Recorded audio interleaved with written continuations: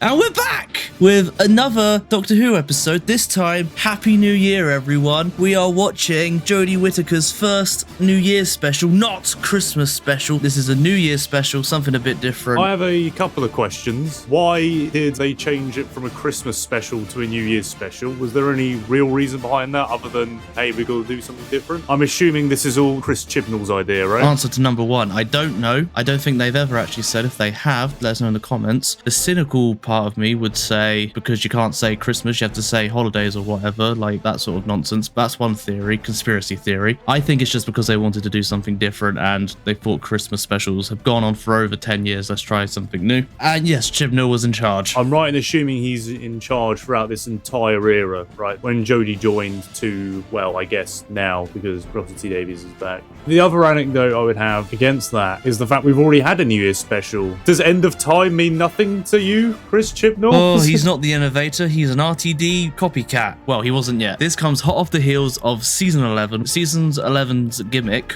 was that every episode was a fresh new villain that we'd not seen before. No returning villains whatsoever. It's only stuff that is fresh. But there is a fun fact with Doctor Who where if they don't use the Daleks for a season in some way, they lose the copyright to them. So therefore, we have a returning villain in this episode. Who do the rights return to then if they don't use a Dalek? Someone called Terry. So this episode features a returning villain. You'll never guess which one because I didn't just say it, but they return in a fun and new way. What can I say? I'm on the edge of my seat. Whoa, we're back in time already. Whoa! Right, I'm just going to go out on a whim and say that Game of Thrones was quite big when this episode came out. This does look pretty cool, but I can definitely tell what era this came out in. Where are we now? So... Oh, he loves doing this, Chibnall. He loves big title cards in impact font. Right. Oh my god, we've already jumped. Seconds. Now I'm wondering, okay, you clearly watched Game of Thrones before making this, but did you watch Rogue One as well? Where they've just gone to like 10 different locations, like title cards flying everywhere? This is a person called Mitch, according to my subtitles. Okay, hello, Mitch. No reason we can't find Alfred the Great on the Sheffield Town Hall. I mean, he's from Winchester, so you probably couldn't find him there, to be honest. Was it for you? I'm just checking. I don't want to presume. Like a Happy New Year mates kid? Are those common? No. Yeah, because it was more than that for me. I've got to say, I'm not a fan of. This I'm not a awful fan of this dialogue so far. No. Was it like a fun kiss or like a bad kiss? It was a fun kiss. Oh, great! Yeah, for me it felt more like a kissy kiss. Oh, well, for me it felt like a wet licky kiss. I think I did it wrong. Found a skull. Well done. Why are archaeologists working on New Year's Day? It's not like the bones are gonna go anywhere. They couldn't wait a day. Nah, it's because they're fucking geeks. They got nothing better to do. It's magic sci-fi stuff. Oh, we're back here again. It's a really ugly color grade. It's so orange. I know, it's almost like they're trying to convey like the cartel in Mexico when actually it's just like the Pacific Ocean. So it's oh, Serbia. Oh wow, the fucking like it's cold here, so we'll make it blue. Yes. And it's hot here, so we'll make it orange. Like it's just right. Oh, your introduction to it is the Doctor. Hey, Bradley Walsh. And the other two. Yasmin and Ryan. Yasmin, the longest serving companion. Exactly, and Ryan, the only companion I've ever had any relatability to, because we both have dyspraxia, so, Quantifer, a little settlement on the edge of the known universe where it's permanently New Year's Eve. Permanently New Year's Eve. So it's permanently a new year. Well, how can somewhere have a permanent tradition that is very human, unless the humans went there and created it as a tradition, and then just do it every day? I mean, like, if you said every day was Christmas, I could buy that a bit more because it's not stating an actual day. But here it's like they can't have any years because every year is on the cusp of a new year. It's like the worst edging ever. You never quite finish. Yeah. I think there's something missing. Wow, you're pretty shit archaeologists, aren't you? If you think there's something missing you don't know, given how big that bag Yeah, was. I'm definitely not calling in Indiana Jones on this one. An octopus? No way. Is that the monster from the start? Why is the Doctor showing up? I thought they were going to a planet where it's always New Year's Eve.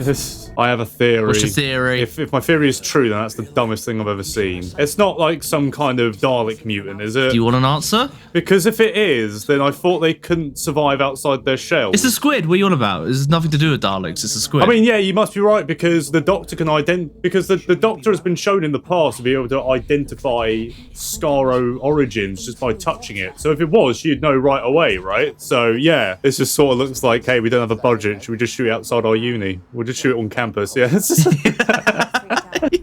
Right, off they go. They're walking down different paths. Maybe the kiss wasn't a proper kiss. Have you already messaged her? Oh. She just got to her car Is scanning the sewers for non-terrestrial life. while in the time vortex. Oh, is that meant to be the time vortex? Oh, it's definitely changed. It's changed its tune. Jesus. Landed on watch here. Sorry. That's quite good. Yeah, I like yeah. that. Positive. I like that joke. This is me. The twist. Family isn't just about DNA, Aaron. Or a name. It's about what you do. You're doing a fantastic job of delivering this awful dialogue, Bradley. It's not about DNA. Who talks like that? I'm just gonna have a shower. This is her reaction to being kissed by it. I've got to have a shower. Yeah, I'll be out in 3 hours. Yeah, it's just what? How did no one notice that? What? And how did it get on? Sorry, your monster got away. It was under my coat. Honestly, the fucking dung beetle from Turn Left just got way more legitimate. Oh, no, it's talking to her. What fucking hentai shit are we watching right now? Also, what is this fucking crossfadey stuff? This looks awful. I can't tell what's going on. Especially as it's all going on like at the same time as well. This is the DNA of the most dangerous creature in the universe. And it escaped under a coat. It escaped under a fucking coat. That's a Dalek now, apparently. Oh my god, it's... Oh yeah, no one will see it. You're wearing a dressing gown. What are these Dutch angles as well? Yeah, I feel like I'm watching Thor. It's because the TARDIS is so poorly designed that they can't shoot in it properly without those big beams getting in the way. Without bumping into the beams, yeah. 103 miles per hour. What you got to say about that? I don't think you'd be stopping her that calmly if she was doing 103 miles an hour. Yeah, I've seen people get pulled over for way less, and they've been way more pissed off. So yeah. What? What? Oh, you will join my hentai film. Yes. Right, let's take a break now to have a father-son talk.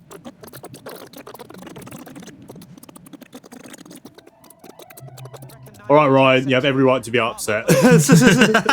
The color grade is so extreme, it's changed the actual blue of the Yes, TARDIS. I was just thinking that, yeah. Tell me she's safe. I can't.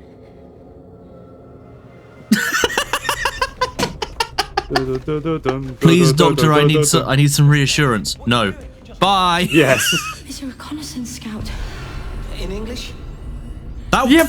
What do you... I know what reconnaissance scout is. It does reconnaissance. Yes. It's a reconnaissance unit. Whoa, calm down with the Spanish there, Yeah, bro. slow down, egghead. How has no one picked up on this police car driving erratically for that amount of time? Yeah, without the lights on as well. Like. What a dull fucking looking Black Archive. Especially from, like, Capaldi Zero, which I guess you haven't actually seen. Black Archive looks way better in Capaldi Zero. Okay. That's how we break open this locked case. We just hit it. My mission is reconnaissance and conquest. Wait, what's it doing? Yes. Reconnaissance? What's that? Reconnaissance? Where'd you put that on a hot dog? Reconnaissance? Is that like Italian, Spanish, French? I don't know. And my serious tech skills. And yes, that is with a Z. Oh, fuck's sake! Last song. Yeah, wait, in English, please. That's not the correct spelling of skills. Did they just leave Graham and him behind? What? Why? Yeah, to have some dad talk. They stole his oven. The fucking tone changes are so jarring. Like they're trying to tell a really nice story about parenthood, I guess. And then it jumps into hentai tentacle Dalek. I feel like it would even be fine if the two things were kind of woven into each other in some respects, but they're two very separate entities at this point. Like, you know. Yeah, with no effort to connect them whatsoever. I wish I was better at life, Graham. I don't like any of the dialogue in these. I wish I was better at life. Sounds like a fucking 13-year-old that has a mental health block. Yeah, I've got to say the dialogue in this episode has been, well, it's been dialogue. I will admit, if you take out the really bad dialogue and generally all of the emotional scenes, this is at least kind of fun. Yeah, I mean, I'd say there's definitely some fun elements so far. You don't have to come. Of course we do. We're always with you. Well, that Mitch guy ain't. Wait outside, Mitch. Still here. Well, yeah, no shit. She didn't think it was gone, did she? Of course it's still there. That's it. Ryan, grab a wrench. Yeah. Oh, it's a real Dalek now. Blocking your laser signals, mate. What? Since when was the sonic screwdriver ever been able to do that? Let's go with yeah. It can fix barbed wire. Sure, it can jam a new Dalek's gun so they can have a chat. This planet is annexed. This planet is annexed.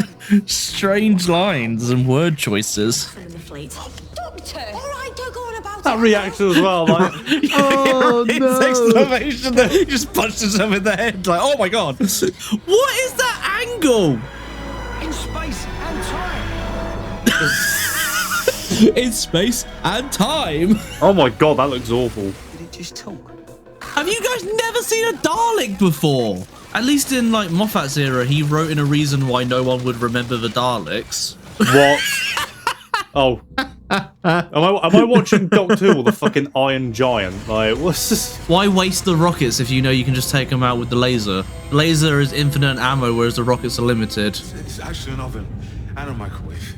They better use that fucking microwave. Chekhov's gun is Chekhov's microwave. Yes. If this Dalek can destroy all humanity and that, like, tank and shit, how could it not defeat some fucking Vikings? Who designed the lighting in here? Like, why did they say, you know what, we're only going to have lamps. Hey, I'll come to fix your lighting situation. One positive point, the impact of people getting shot with the laser is quite good. The audio-visual impact of the laser hitting them is quite satisfying. No, definitely, yeah. I would agree with that at least, yeah.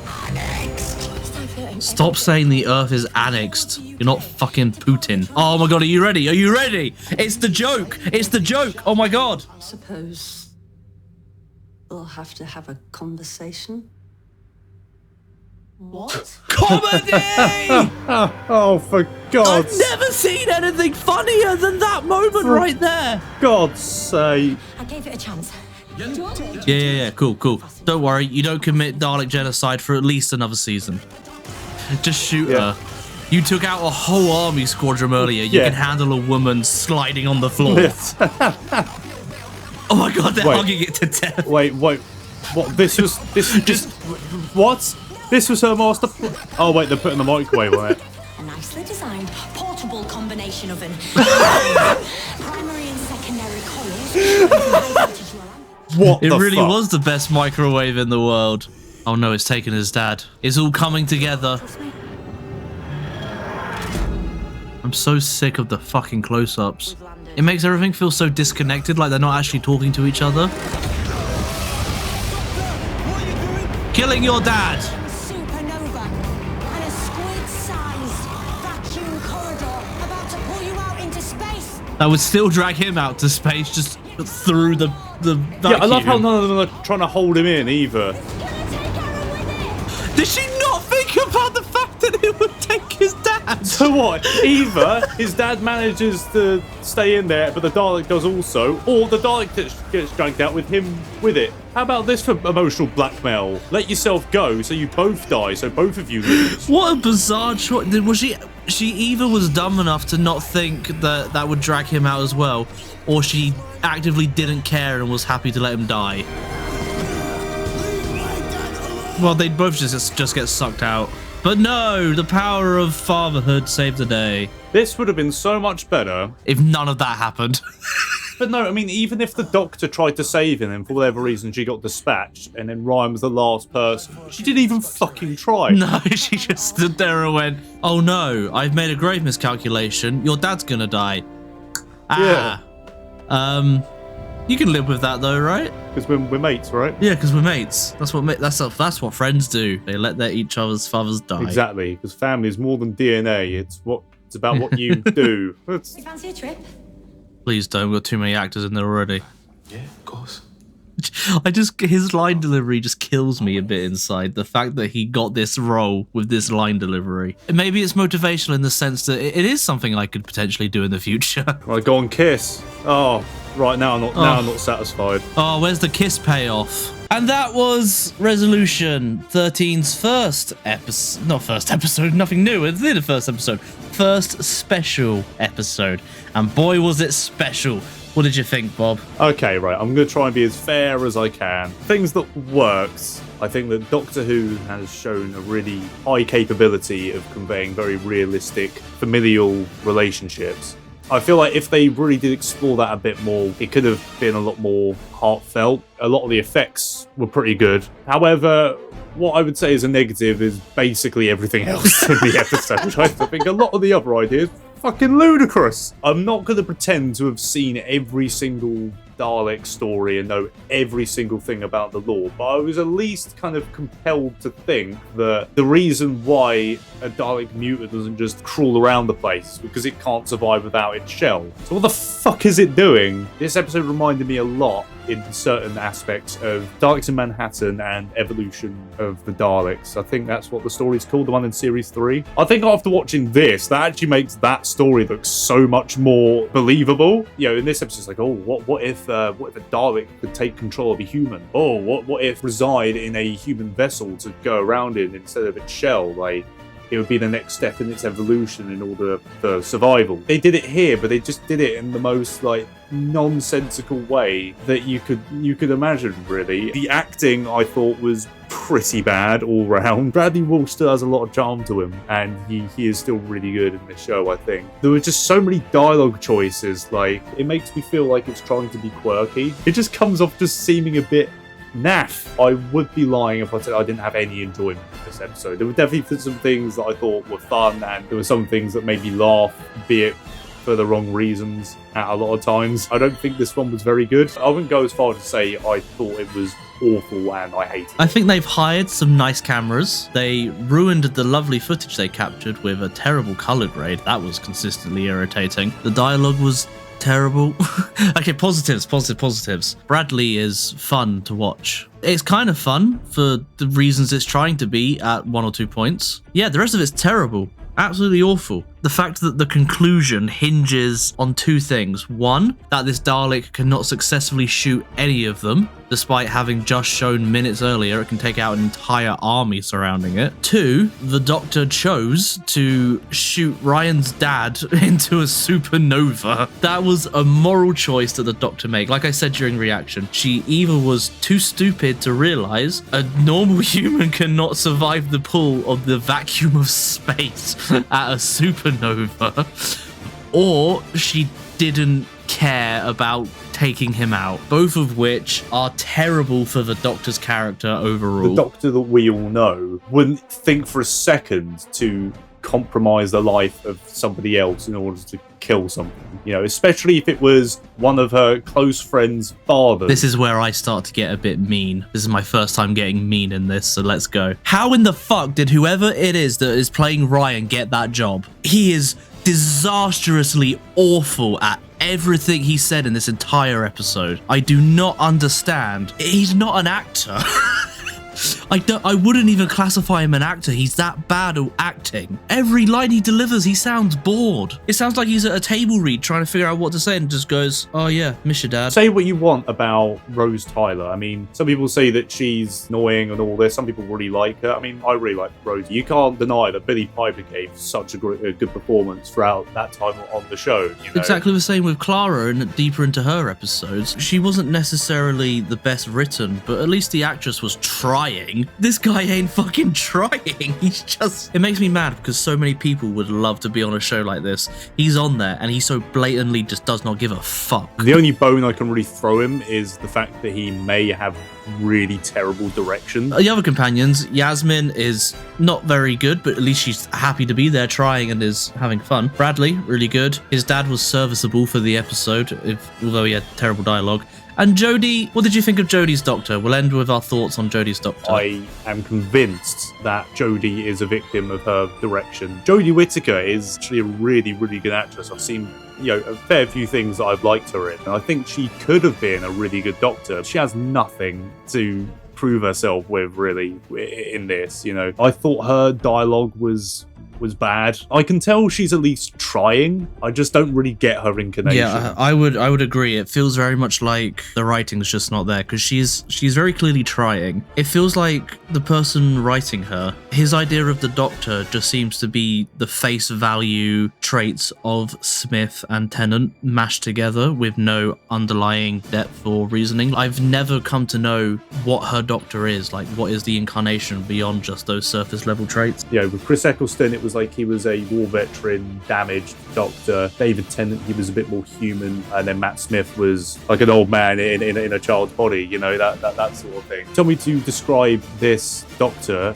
The only thing I could say, this could sound really bad, but you know, the only thing I could say is she's the female one. All I really get from her is she's more naive, so you could maybe translate that to more innocent, maybe. But then she just tried to fucking shoot her best friend's dad out into a supernova, so she can't be that innocent or that naive. Does feel like they wanted to get some much needed representation in, because why not make Doctor a woman? It's a random alien that can transform into anything. It can be whatever gender you like. Who gives a fuck? I'm glad they did the whole let's get representation here. It's just they didn't, I don't think the writers thought much beyond that, and it deserves to have much more thought put into it than they clearly ever did. How would you rank this in comparison to the others we've watched? I had more fun watching this one than I did watching The Doctor, the Widow and the Wardrobe, but The Doctor and the Widow and the Wardrobe is also better. I'm gonna put this one, I know, because the other one had pretty bad dialogue as well. What you think? I'll quickly tell you mine. I'm gonna put it right at the bottom underneath